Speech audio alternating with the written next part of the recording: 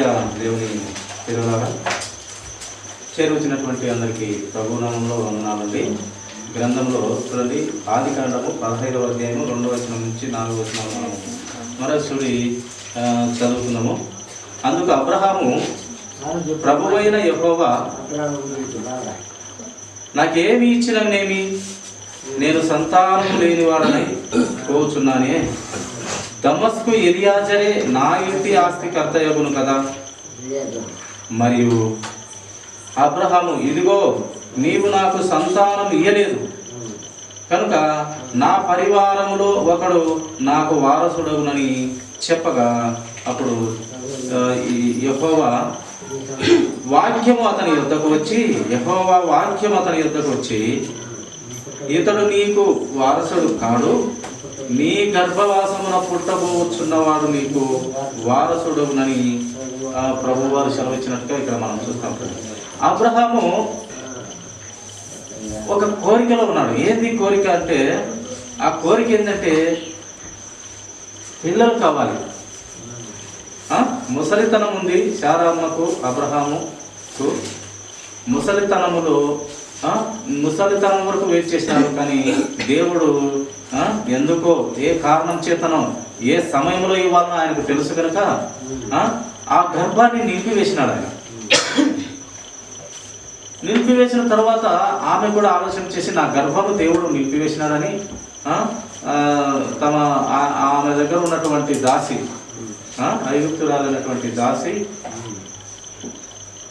ఆ దాసిని ఆ యొక్క అబ్రహాముకు భార్యగా ఇచ్చేసిన తర్వాత, ఆమెకు పుట్టిన తర్వాత మళ్ళీ దేవుని వాక్యం మళ్ళీ ఆయన దగ్గరకు వచ్చి, నీకు పిల్లలు పుడతారు కనుక నీ కడుపున పుట్టిన వారే నీకు వారసులు అవుతారని చెప్పినట్టుగా మనం లేఖనం చూస్తాం.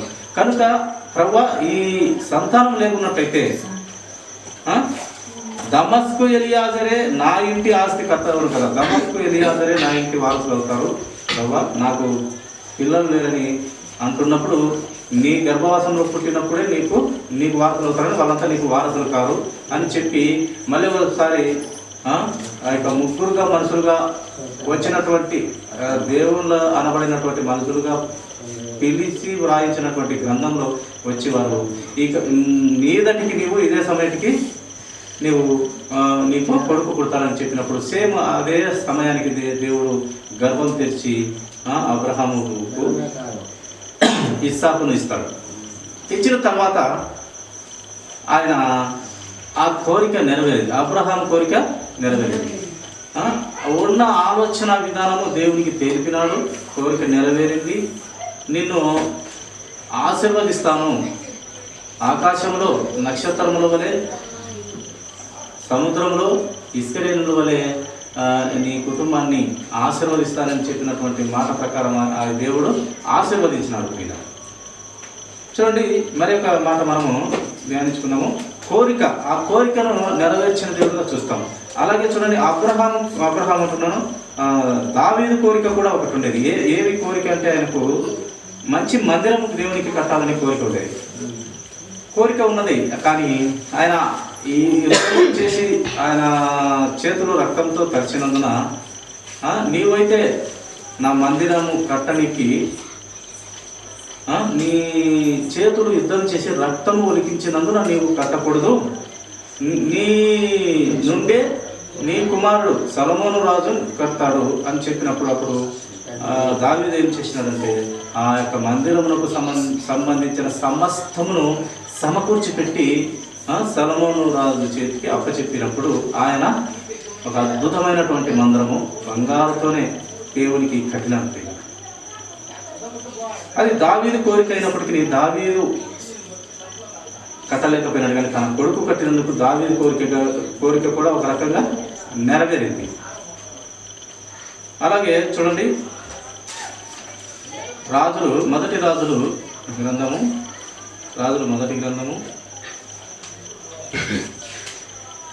3వ అధ్యాయము 7వ వచనం నుంచి చదువుకున్నాం.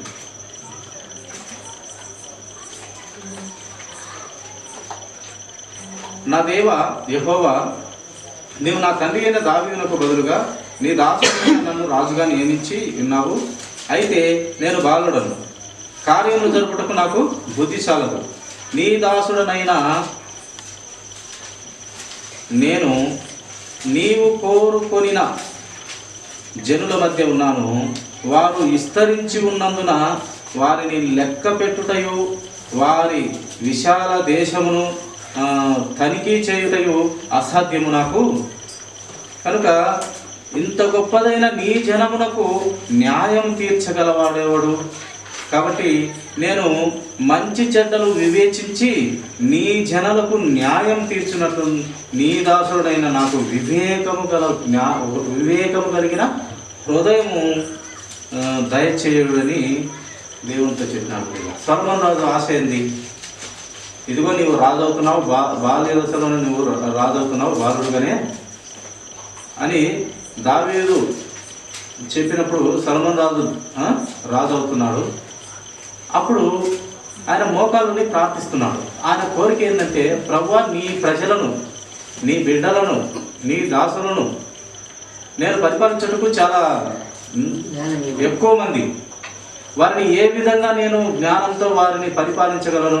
నేను అది సాధ్యం కాదు, అసాధ్యమైన పని. అంతమంది జనమును లెక్కించుట కానీ వారికి న్యాయం తీర్చుట కానీ చాలా అసాధ్యమైన పని. నాకు జ్ఞానం ఇవ్వు ప్రభువా, నీ జనులకు న్యాయం తీర్చున్నట్లు నీ దాసుడునైన నాకు వివేకము గల హృదయము దయచేయము అన్నాడు. వివేకము కలిగిన హృదయం. అప్పుడు దేవుడు నేర్చుకున్నాడు, ఆయన కోరికను తీర్చినాడు. సొలొమోను రాజు గారి కోరికను తీర్చినాడు. ఏ విధంగా తీర్చినాడు ఆయన? దేవుడు మళ్ళీ ఆయన మాట్లాడుతూ, నీవు రాజువైన బాలుడైన రాజువైన నీ ప్రజలను, దేవుని ప్రజలను పరిపాలించుటకు లేక శత్రువును సంపాలని నువ్వు కోరలేదు, బంగారు వెండి కావాలని నీవు కోరలేదు. కనుక నీవు నా జనులను పరిపాలించుటకు ఎక్కువ మంది కనుక, చాలా మంది కనుక, అందులో బాలుని కనుక జ్ఞాన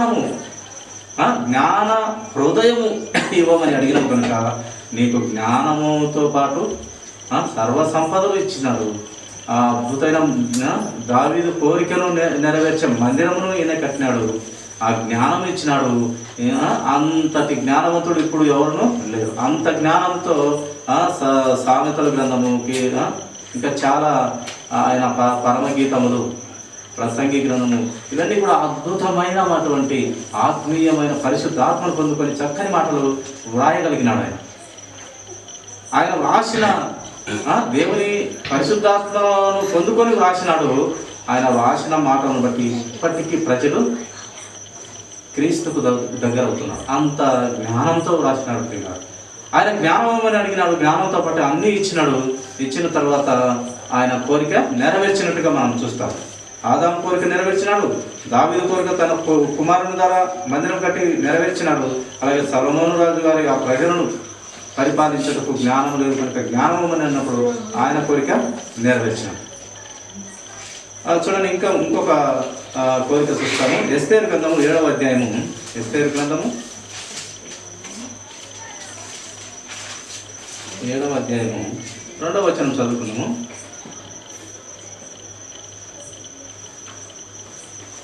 రాజు ఎస్తేరు రాని నీ విజ్ఞాపన ఏమిటి?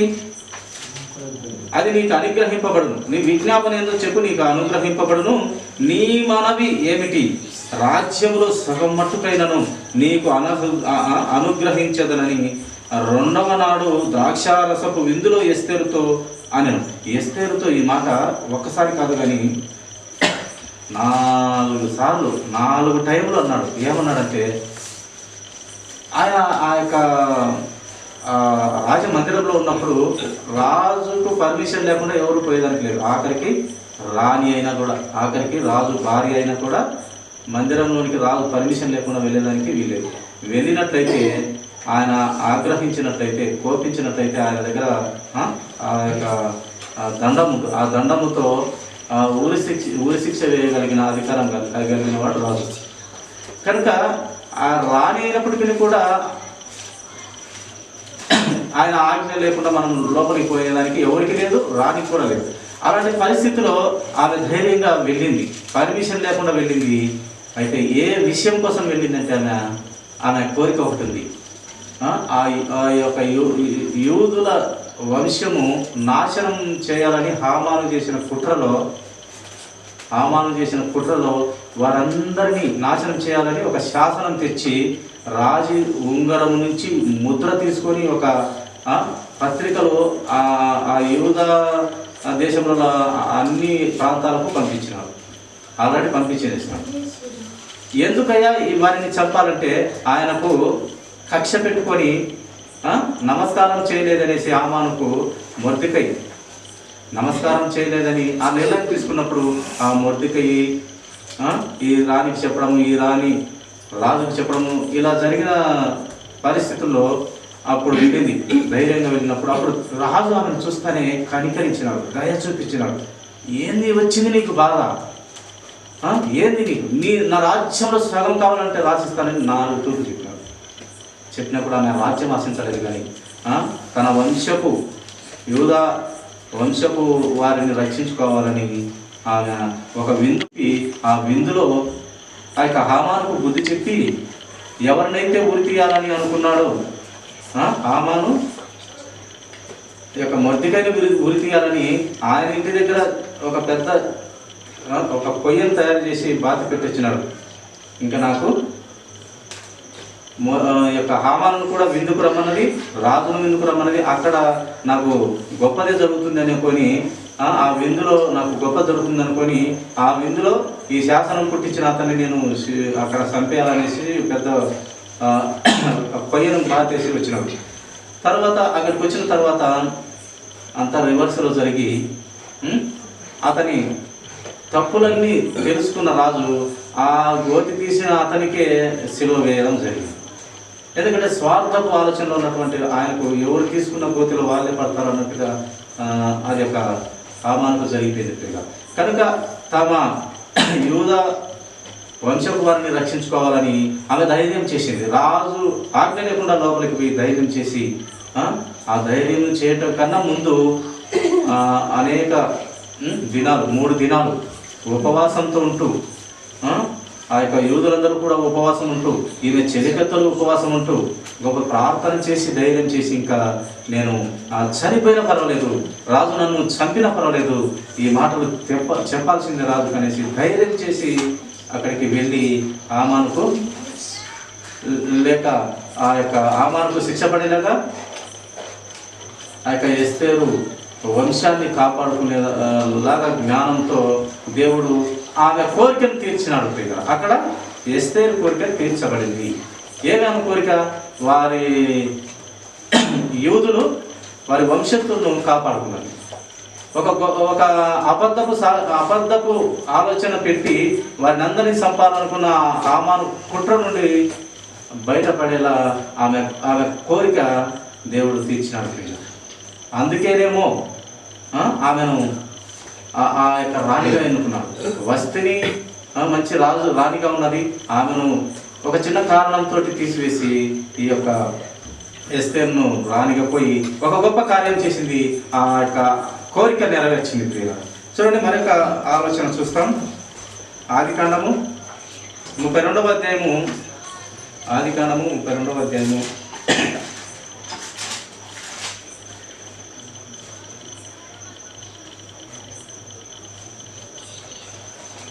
26వ వచనం చదువుతున్నాను.